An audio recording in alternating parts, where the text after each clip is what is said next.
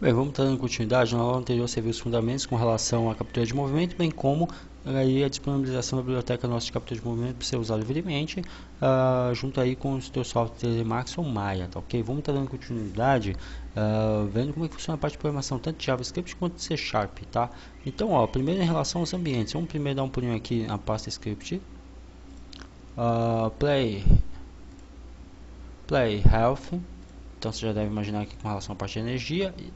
Clicando você já sabe, né? Estando com o espectro habilitado, a paleta ele já mostra aqui o código. Mas vamos clicar duas vezes para ele carregar esse código no editor mesmo da Unity, que é aqui o MonoDevelop. Está carregando, carregou, perfeito, ok? O código não é complexo, tem a ver mais ou menos com a parte de energia, né? Ele começa com o que? JavaScript, só deixar uma coisa bem clara para vocês. É uma linguagem que nasceu para a internet, né? Principalmente para a construção de animações e validação de dados através de formulários dinâmica para a internet e é utilizado até hoje. E aí foi uma das linguagens também adotada aí no caso para Unity 3D, tá ok? Então vamos estar lá trabalhando agora. Ó, quando você vê a palavra import aqui reservado, significa que eu estou fazendo aqui nada mais nada menos que como se fosse um include, né? Eu estou carregando a biblioteca, que é uma biblioteca que está aqui, está no nosso caso, ó, FPS Counter, está aqui no nosso caso na Unity, nessa pasta do projeto. Tanto que se você for pegar aqui, der um Ctrl C, Ctrl V em FPS Control, ó, você vai encontrar aqui, ó, no Source, a partir do raiz do projeto aqui da Unity, você vai encontrar código de programação justamente relacionado, ó, esse é o lib, né?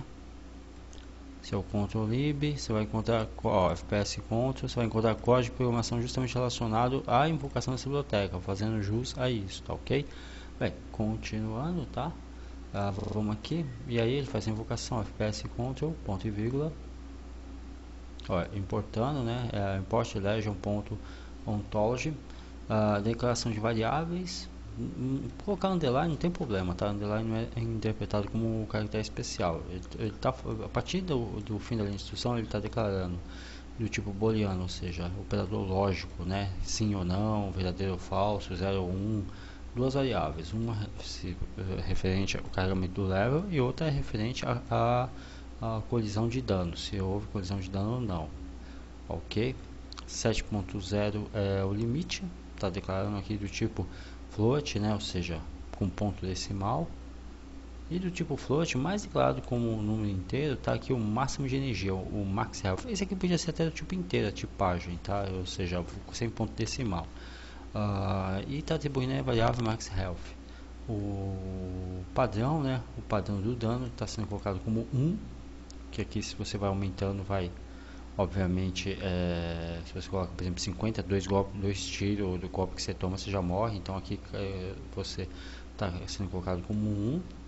E aqui a música, né? Ele está carregando aqui um MP3 Player Death. Quando o personagem morre, né? Está atribuindo a nomenclatura relacionada ao arquivo de música do tipo string, né?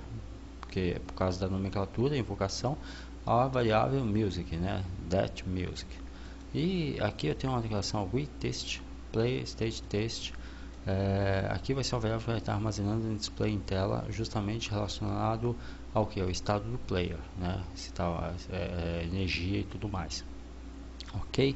Bem, continuando, né? Isso daí a gente já percebe de cara, né? Continuando, aqui eu tenho uma variável, tá? Data controller, estou atribuindo a ela o valor da variável data controller. Veja que é diferente porque um tem um hífen e tem também diferenças de maiúsculo e minúsculo, então aí também acaba fazendo com que a variável seja diferente. Estou só passando o valor daqui para cá, tá? São apenas valores de atualização de dados que a gente vai ver em ação daqui a pouquinho. Private var, ou seja, né, estou fazendo declaração privada de variável, também do tipo verdadeiro, true. Sempre que você vê isso aqui, não é comparação, é atribuição. A partir do fim da linha de instrução, estou atribuindo o valor lógico, né, true, verdadeiro, se o player está vivo, ok? Então, até aqui eu só fiz declarações de estados, como se eu estivesse indexando, né, de estados que eu vou estar trabalhando em relação ao meu game, ok?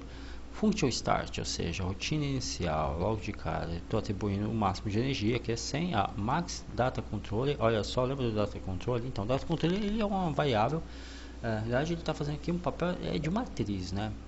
Pode-se dizer, porque ele está armazenando diferentes valores, diferentes variáveis. Claro que isso está acontecendo não aqui no data controller apenas, mas ele está armazenando, olha só, em hierarquia a variável linkadas a ele. Por exemplo, max health, estou atribuindo um valor máximo de energia que é 100, que a gente já tem declarado aqui, tá? Do tipo float, a variável max e hierarquizada, né? Ou seja, como filho da variável data controller, ok?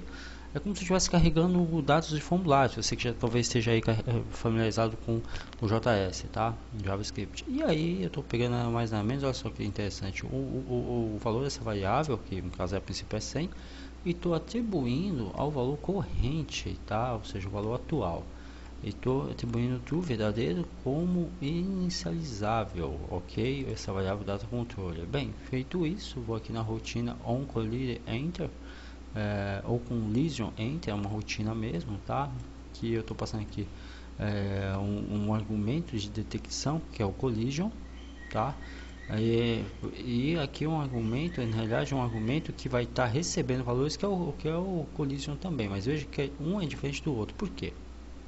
Um tá com caractere, você vê que o JS, ó, deixa eu botar aqui maiúsculo, ele é sensitivo, né? Ó, teclei C maiúsculo, ó, ele já entendeu diferente.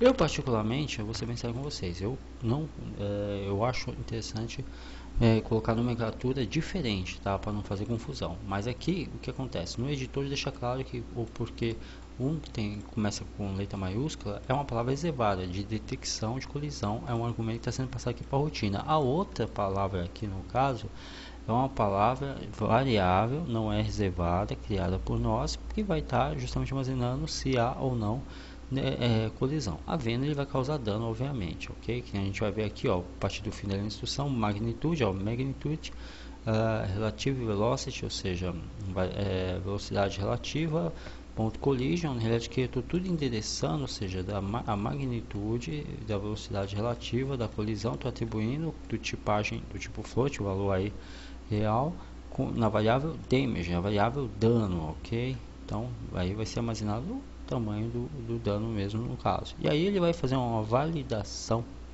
se na prática, olha só que interessante, né? Que aí aqui que é o que da coisa.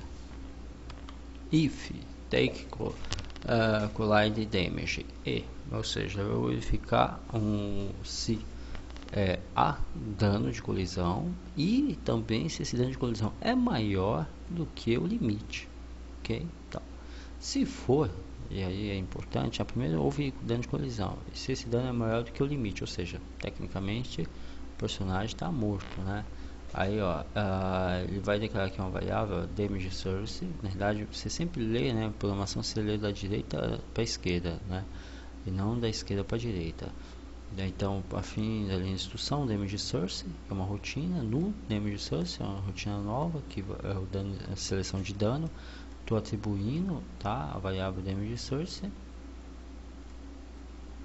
e passando o valor para damage source também. Como tem nomenclatura de caixa alta e caixa baixa, ou seja, caractere maiúsculo e caractere minúsculo, não são as mesmas variáveis. Eu estou só passando o valor aqui dessa rotina para essa variável e por sua vez para essa outra aqui. São 3 passagens para estar armazenando e fazendo comparativos, ok?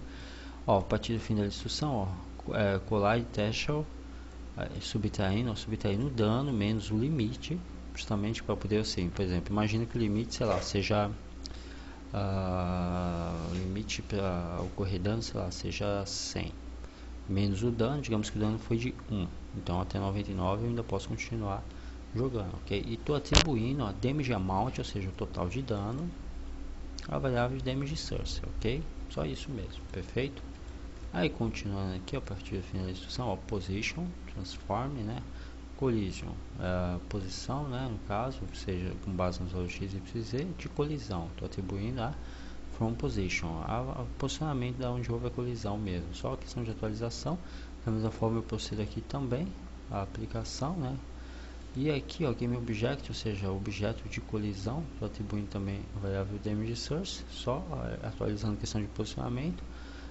Obstáculo, new damage source object type, tipo de objeto e o dano que ocorreu, estou atribuindo a variável aqui, ó, damage source também, atualizando a mesma. E aqui, ó, static collision, caso seja relacionado a um objeto estático, static collision, damage source type, né, tipagem de dano, ó, damage source, estou atribuindo mais ou menos também ao mesmo, ou seja, aqui na prática eu estou fazendo validação em relação ao objeto, qual que seja, o objeto estático, tá, posicionamento, limite, tá, e estou aqui, ó, apply damage source, estou aplicando tudo isso, ó, a variável damage source, ok? E aí eu verifico o seguinte: if collision.gameObject.tag igual a trap, tá? Se houve o que?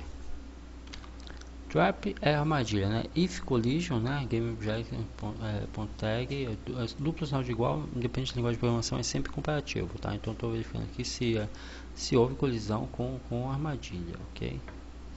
Function is alive, boolean return is alive, né? Aqui é uma rotina, estou colocando como valor, eu já declarei lá em cima com valor lógico booleano, a variável no caso se o player está vivo, né?